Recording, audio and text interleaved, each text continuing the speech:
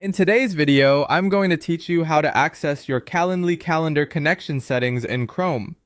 To get started, open Google Chrome and go to your Calendly scheduling dashboard. Make sure you are fully signed in before continuing, since you'll need access to your account settings in order to manage connected calendars.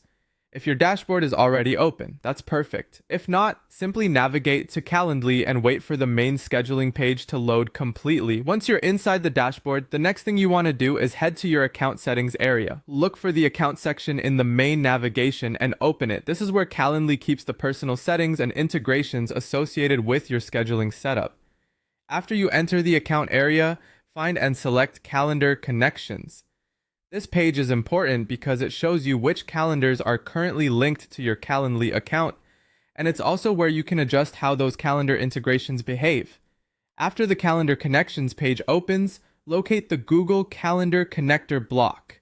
Depending on your layout, this may appear as a card, tile, or connection panel that lists Google Calendar as one of your active or available integrations.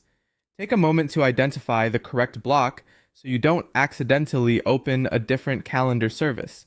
Next, look for the option icon on that Google Calendar connector block. This is typically shown as a small menu icon, often represented by 3 dots or a similar symbol. Click that icon to open the available menu for the Google Calendar connection.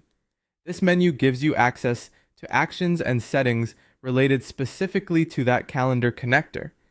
As you do this, it helps to move slowly and confirm that you're selecting the Google Calendar option rather than another connected calendar, especially if your account has multiple integrations.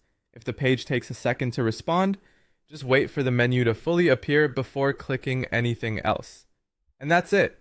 You've successfully navigated from your Calendly dashboard in Chrome to the Google Calendar connector options inside Calendar Connections.